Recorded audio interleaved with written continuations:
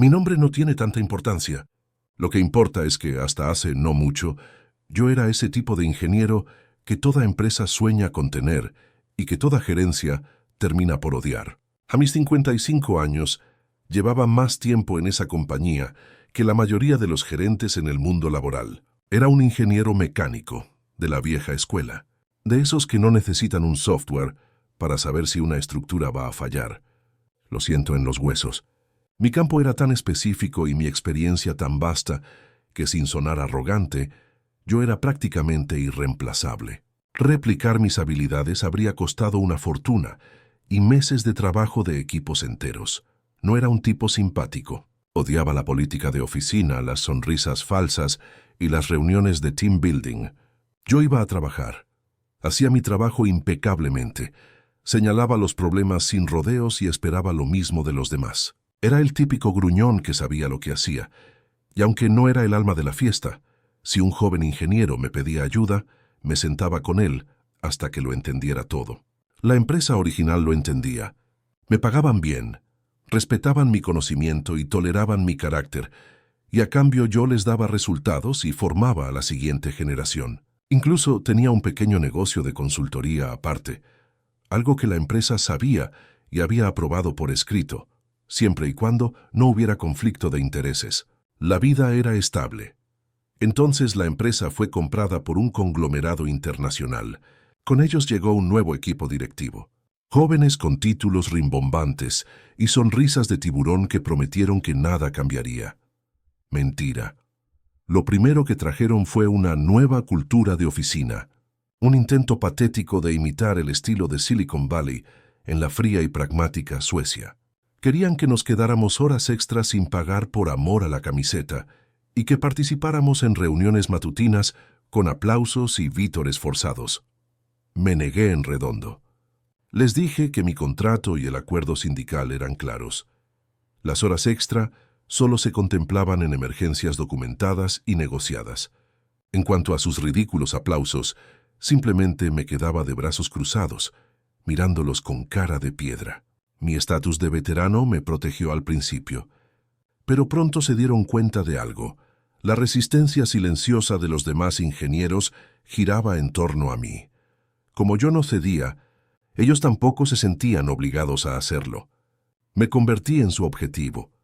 La presión se volvió personal. Intentaron obligarme a participar en los vítores, haciéndolos mandatorios. De acuerdo, fui y aplaudí con la energía de un hombre al que le acaban de decir que tiene que pagar impuestos por respirar. Mi desgana era tan exagerada que el acto se volvió aún más absurdo, y la gente, en lugar de animarse, empezó a reírse disimuladamente. El ambiente se volvió tóxico. Sabía que el choque era inevitable, así que empecé a prepararme. Como buen ingeniero documenté todo. Cada correo, cada exigencia fuera de contrato, cada intento de humillación. Tenía una carpeta en casa con copias de mi contrato. La política de TI de la empresa, que permitía el uso personal de los equipos en los descansos, y el documento firmado por mi antiguo jefe, aprobando mi negocio secundario. Incluso hice que mi abogado preparara una carta que solo necesitaba una fecha y una firma. Estaba listo. Y entonces cayeron. Me pillaron respondiendo un correo de mi negocio personal desde mi portátil del trabajo. Estaba en mi hora de descanso, como permitía la política de la empresa. Pero para ellos era la excusa perfecta. Me convocaron a una sala de reuniones. Allí estaban 3 gerentes, con sonrisas que no llegaban a sus ojos. Me acusaron de robo de recursos de la empresa y me despidieron en el acto. Me quedé sentado en silencio, procesando la escena. La estudié. Luego los miré a los ojos uno por uno y pregunté con la voz más calmada que pude encontrar: ¿Están seguros de que quieren hacer esto? Se miraron entre ellos, un poco desconcertados por mi falta de pánico. Sí, estamos seguros, dijo el cabecilla.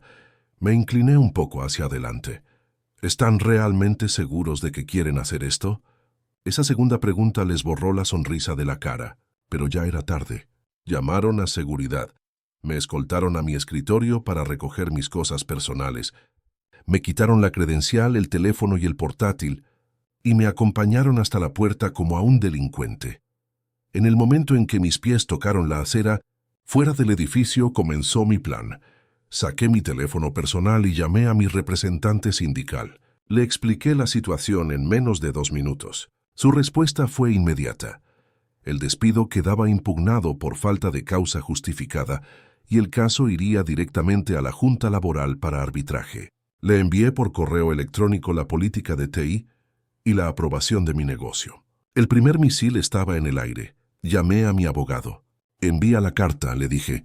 La carta era una orden de cese y desistimiento por el uso de 2 patentes que eran de mi propiedad. Eran patentes para procesos muy específicos, cruciales para varios proyectos clave de la empresa. Mi contrato estipulaba que la empresa podía usarlas a cambio de una pequeña bonificación en mi sueldo. Al despedirme, incumplieron ese contrato. El uso de mis patentes se había vuelto ilegal.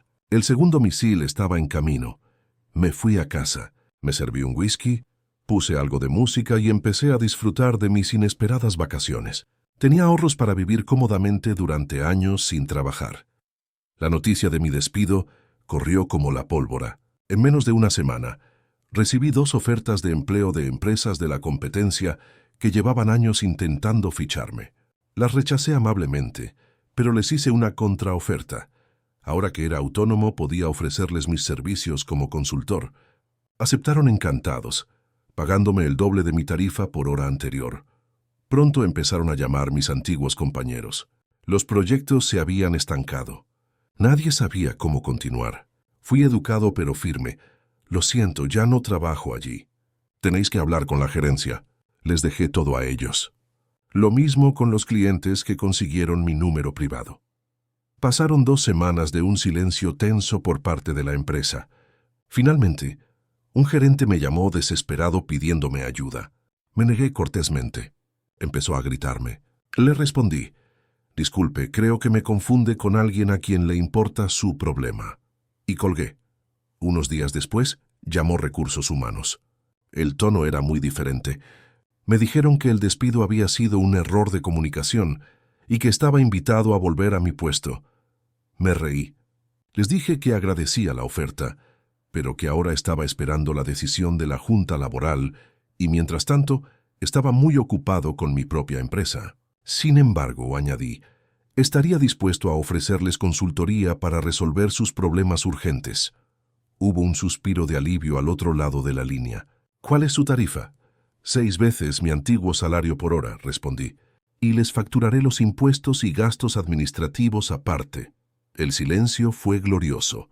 Tras varios días de negociaciones inútiles, no tuvieron más remedio que aceptar. Y justo cuando firmaron el contrato de consultoría, les recordé el pequeño asunto de mis patentes. Tuvieron que pagarme una licencia aparte por ellas también. Menos de 3 semanas después de ser escoltado fuera del edificio, volví a entrar por la puerta principal. Me senté en mi antiguo escritorio, con un contrato de consultor que me pagaba una cifra astronómica. La cara de los 3 gerentes era un poema. 3 meses después, el caso llegó a la Junta Laboral. La empresa, intentando salvar las apariencias, declaró que, en un gesto de buena voluntad, me ofrecían mi trabajo de vuelta. Mi abogado y el sindicato simplemente respondieron que yo ya no estaba disponible, pues ahora trabajaba para mi propia empresa. La Junta falló a mi favor, por supuesto. Me concedieron 3 meses de salario como indemnización y un paquete de despido equivalente a 24 meses de sueldo, pensión incluida. La empresa tuvo que pagar todos los costes legales. Seguí trabajando para ellos como consultor hasta que me jubilé. Unas 20 horas a la semana, cobrándoles lo que yo llamaba el impuesto a los imbéciles, el triple de lo que cobraba a sus competidores. Los 3 gerentes no fueron despedidos, pero el coste de mi consultoría y la multa de la Junta Laboral se asignaron al presupuesto de su departamento. Esto significó que estuvieron por encima del presupuesto durante años, lo que los hizo inelegibles para recibir ningún tipo de bono o incentivo. Al menos uno de ellos acabó renunciando por la frustración. Y hasta el día en que me retiré, cada vez que uno de esos gerentes se atrevía a quejarse de mis honorarios, yo simplemente les sonreía y preguntaba con toda la calma del mundo: ¿y qué van a hacer al respecto? ¿Despedirme?